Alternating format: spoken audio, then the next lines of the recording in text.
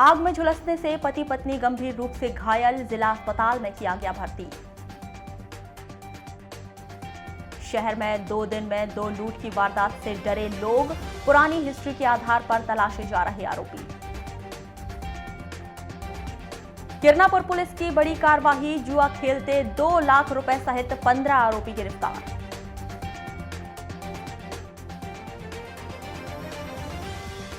प्रदेश के अन्य जिले के साथ बालाघाट से भी महंगी हो सकती है जमीन खरीदी बिक्री। मार्च महीने के दूसरे सप्ताह में दौड़ सकती है जबलपुर चांदापोट ट्रेन। स्कूल और महाविद्यालय की परीक्षा शुरू, लाउडस्पीकर और ध्वनि विस्तारक यंत्रों पर नहीं लग रहा प्रतिबंध। मध्य प्रदेश शासन के द्वारा अपनी आय को बढ़ाने के लिए नए वित्तीय वर्ष 1 अप्रैल 2021 से जमीन खरीदी बिक्री के दाम में बढ़ोतरी की जा सकती है। इसके लिए बाकायदा जिला स्तर से गाइडलाइन बनाकर मंगवाई जा रही है, जिससे जमीन खरीदी बिक्री का आंकड़ा भी कम न हो और शासन को अच्छा खासा रेवेन्यू भी मिल सके। हालांकि बीते 3 वर्षों से शासन के द्वारा जमीन खरीदी बिक्री के टैक्स में बढ़ोतरी नहीं की गई, लेकिन अब माना यह जा रहा है कि कोरोना काल में शासन की कमाई कम हो गई है, जिससे यह माना जा रहा है कि वह जमीनी खरीदी बिक्री से होने वाली आमदनी पर अपनी नज़र बनाए बैठे। गाइडलाइन बन रही है, नए वित्तीय वर्ष से लागू होगी और कितना % बढ़ेगा ये शासन स्तर से निर्णय लिया जाएगा। वर्तमान में उसकी तैयारी कर रहे हैं हम लोग गाइडलाइन बनाने की। पिछले 2-3 सालों से तो लगातार जो प्रचलित दरें थी उसमें कमी हुई है। शासन ने पिछले साल कोरोना के कारण भी गाइडलाइन में जो वर्तमान दरें थी उनको कमी किया है। उसके पहले साल में भी कमी हुई थी 20% की। अब समिति की जो बैठक होगी उसमें निर्णय लिया जाएगा। आपको बता दें कि इस वित्तीय वर्ष में कोरोना की वजह से किए गए लॉकडाउन के बावजूद भी जिले के भीतर जमीन की खरीदी बिक्री और लोन के लिए मॉर्गेज कराने की वजह से रजिस्ट्री का आंकड़ा बीते 3 वर्षों की तुलना में और अधिक बढ़ गया है, जिससे पहले ही शासन को अच्छी खासी आमदनी हुई। लेकिन अब जमीन की रजिस्ट्री के दाम बढ़ने से आम आदमी पर बोझ बढ़ेगा और शासन के खजाने में बढ़ोतरी होगी। चीतल के शिकार प्रकरण में फरार आरोपी संजीत कुलते को शुक्रवार को गिरफ्तार कर लिया है। जानकारी के अनुसार 17 दिसंबर 2019 को ग्राम दीनी में वन्य प्राणी मादा चीतल का शिकार किया गया था, जिसमें 4 आरोपी को वन्य प्राणी संरक्षण अधिनियम 1972 की धारा 2, 9, 39, 48, 51 के तहत गिरफ्तार किया गया था। एक आरोपी संजीत कुलते 27 वर्ष निवासी खारा किरनापुर फरार चल रहा था, जिसे शुक्रवार को मुखबिर की सूचना पर तहसील कार्यालय बारासूनी परिसर से वन अमले ने गिरफ्तार कर न्यायालय के समक्ष पेश किया, जहां से उसे न्यायालय ने जेल भेज दिया है। ये प्रकरण क्या है सर, ग्राम दीनी में 17/12/2019 को वन्य प्राणी चीतल का शिकार किया गया था, जिसमें सुंदित वल्द धर्म कोलते यह भी मुलजिम था और चूँकि ये फरार था। 8 दिनांक को इसको बारासूनी तहसील कार्यालय परिसर से गिरफ्तार किया। अभी क्या कार्रवाई की जा रही है? अब इसकी जानकारी पूरी बनाकर माननीय न्यायालय के समक्ष प्रस्तुत करेंगे। जबलपुर से चांदापोट के बीच चलने वाली नई ट्रेन की शुरुआत 9 मार्च से हो सकती है। हालांकि अभी तक इसको लेकर रेलवे बोर्ड के द्वारा कोई भी आदेश जारी नहीं हुआ है। सूत्रों की माने तो 9 से 15 मार्च के बीच यह ट्रेन इस ट्रैक पर दौड़ सकती है।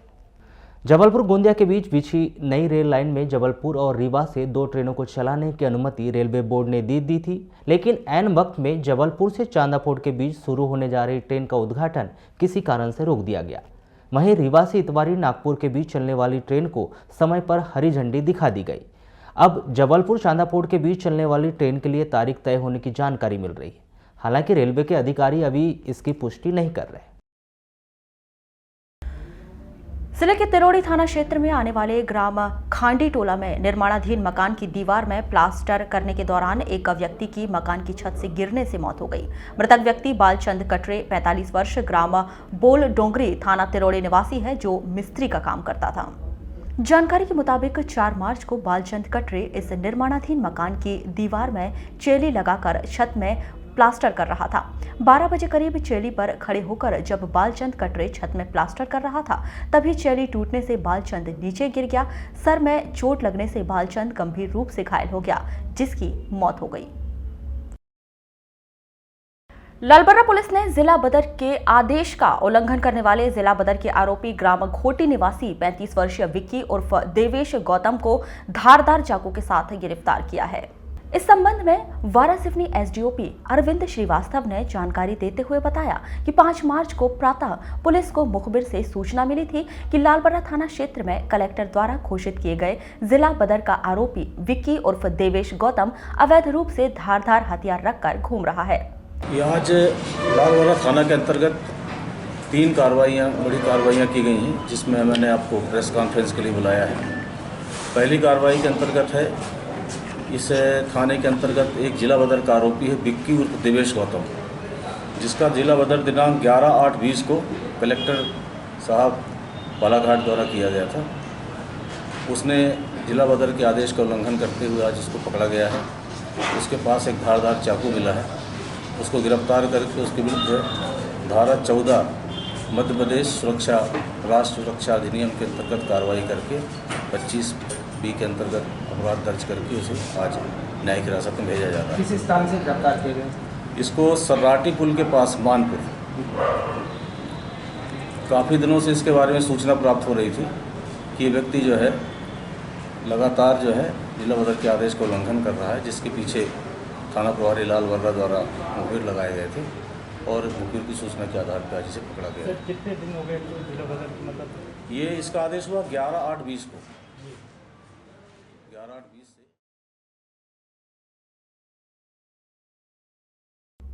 जिले के हट्टा थाना क्षेत्र में आने वाले ग्राम खिड़की टोला में इसी ग्राम की एक 75 वर्षीय वृद्धा की तालाब से लाश बरामद की गई। इस वृद्धा की तालाब में फिसलने से मौत होने की संभावना व्यक्त की गई है। हट्टा पुलिस ने मृतिका लक्ष्मीबाई मस्खरे 75 वर्ष की लाश पोस्टमार्टम करवाकर उसके परिजनों को सौंप दी है और मर्ग कायम कर जांच शुरू की है। जानकारी के मुताबिक 5 मार्च को 10 बजे लक्ष्मीबाई ने अपने बेटे जयराम के साथ खाना खाई और घर में थी। जयराम राशन लेने राशन दुकान हट्टा आ गया था। 12:30 बजे करीब घर के कुछ दूर स्थित तालाब में लक्ष्मीबाई की लाश देखी गई। ये मैं 10:30 बजे उनको खाना वाना खिलाया साथ में। मेरे सब लड़के बच्चे नागपुर में थे, मिसेज भी नागपुर में। हम माँ बेटा दोनों रहते थे। खाना वाना खाने के बाद में मैं राशन दुकान चली गया राशन के लिए। ये सब लड़के बच्चे बताए, मेरे को बताने के लिए आए कि बोले तुम्हारा मात्रा में बोले तालाब में घसर गई है, बोले वहाँ पे बोले। मैं वहाँ से दौड़ते आया तो देखा तो ये तैरती दिख रही थी, उफल गई थी। मैं 11 बजे घर से निकल गया था, उस समय मैं घर में थी। अच्छा ये बताएं, और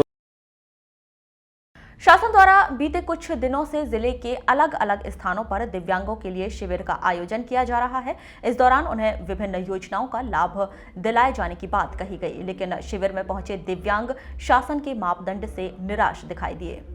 इस दौरान हमने कुछ दिव्यांग जनों से बातचीत की तो उन्होंने बताया कि वह दिव्यांग तो हैं, लेकिन मेडिकल चिकित्सा के अनुसार 80% दिव्यांग नहीं है। शासन 75% तक के दिव्यांग को भी इस श्रेणी के लायक नहीं बताती है। उन्हें इस शिविर का लाभ दिया जाए। इसके लिए आए थे, गाड़ी मिलेगी करके। तो मिल रही गाड़ी? नहीं। क्या क्यों नहीं मिलेगी बोलते हैं? नहीं, उम्र ज़्यादा बोलते हैं। तो किन को दे रहे हैं? वो 18 साल वालों का वो यही सुझाव है कि उनको साइकिल दी जाए और उनकी व्यवस्था करी जाए। ऐसे कितने लोग हैं जिनको नहीं दे रहे हैं आपके साथ? एक ये है और एक है। क्या नाम आप? कुछ योजना का लाभ मिलेगा क्या ऐसे? तो मिल रहा है लाभ? नहीं, लाभ तो नहीं मिल रहा है। अच्छा, फिर भी कौन सी योजना का लाभ लेना चाह रहे थे आप? अब जो भी अगर हो सके यहाँ पे उन्हीं के इससे तो मिल सकता है ना, कुछ भी जो भी मिल सकता नहीं बनता हमको लोगों को। विकलांग है ना, इसलिए तो आए हैं। अच्छे रहते तो आते ही नहीं ना। तो साइकिल क्यों नहीं दे रहे आप लोग? साइकिल का लाभ क्यों नहीं दे रहे? तो प्रतिशत कम है हमारा, 40% बोल रहे हैं, कम से कम 80 होना चाहिए बोल रहे हैं। मेरा तो 95% मिलना चाहिए मेरे को। तो अब फिर वहाँ डॉक्टर के पास जाओ, डॉक्टर चेक करता है तो बोले तुम तो उस लायक नहीं हो, नहीं चला सकते।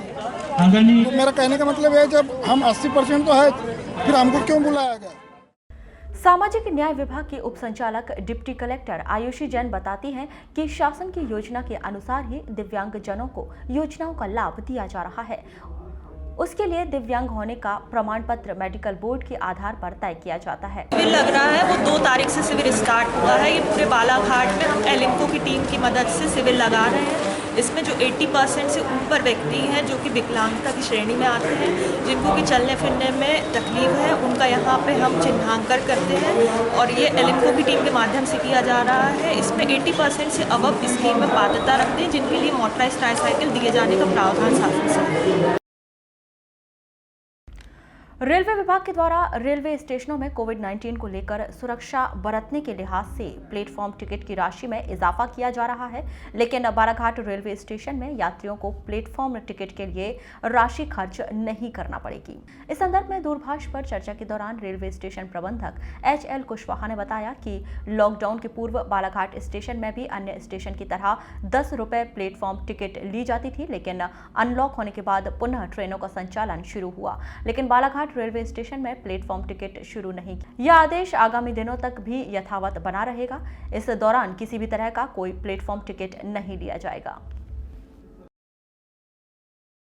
किरनापुर तहसील के बौडुंदा कला एवं छिंदी गांव के बीच के जंगल में किरनापुर थाना पुलिस ने बहुत बड़े जुए के अड्डे पर छापामार कार्रवाई कर 15 आरोपियों के साथ मोटरसाइकिल, मोबाइल और करीब 2 लाख रुपए जब्त किए हैं। करीब 2 घंटे तक चली इस छापामार कार्रवाई में जुआ खेल रहे महाराष्ट्र एवं मध्य प्रदेश राज्य के करीब 15 आरोपियों के पास से 11 मोटरसाइकिल, 14 मोबाइल, 10 ताश की गड्डियां और 2,16,680 रुपए जब्त कर आरोपियों के खिलाफ 13 जुआ एक्ट के तहत प्रतिबंधात्मक कार्रवाई की गई है।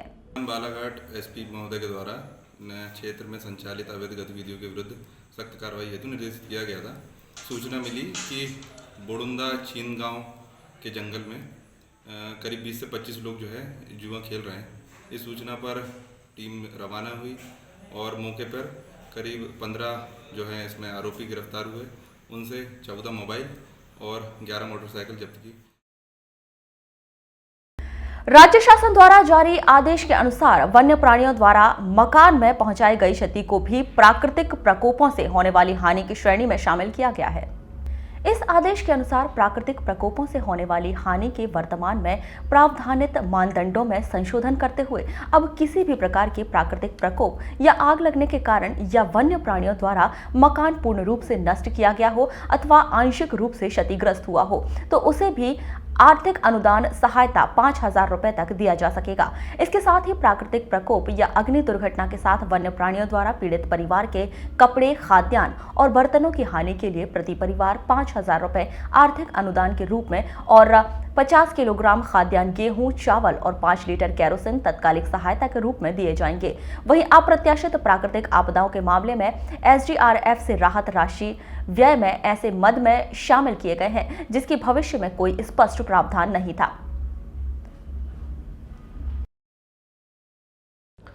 वाराणसी के तहसील कार्यालय में JCP ऑपरेटर संघ ने SDM के नाम तहसीलदार को ज्ञापन सौंपा है। 18,000 रुपये माह वेतन, सुबह 9 से शाम 6 बजे तक JCP चलाना और महीने की 5 तारीख तक पूरा वेतन देने की मांग की गई। मांगे पूर्ण न होने तक हड़ताल पर रहने की बात कही गई।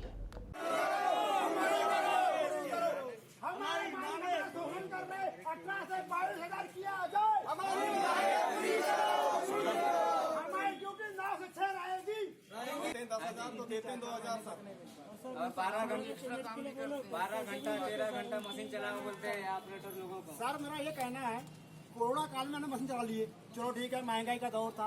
अब बताइए मेरे को, आप तेल हो गया 130, पेट्रोल हो गया 110, डीजल हो गया महंगा, गैस हो गई महंगी। आज हम कोई ऑपरेटर 10,000 रुपये ले रहा है, कोई 9,000 रुपये ले रहा है। मालिकों ने मीटिंग बनाए, हमको बताए कि भैया ऑपरेटर, ये ऑपरेटर शोषण किया जा रहा है।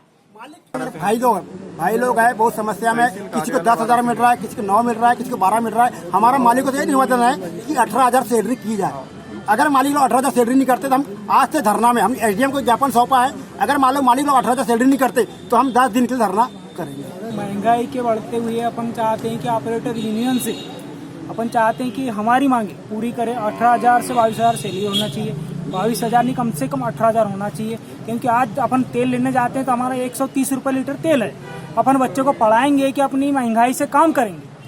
अपन 12 घंटे ड्यूटी करने के बाद भी हमारे सेठ लोग हमारे महीने पे सैलरी नहीं दे पाते। अपन इसलिए चाहते हैं कि हमारा यूनियन वही चाहता है कि ये हमारा महीने में 1 तारीख से अपन 1 तारीख तो महीने तक काम करते हैं, महीने से 5 तारीख तक हमारा पेमेंट करो।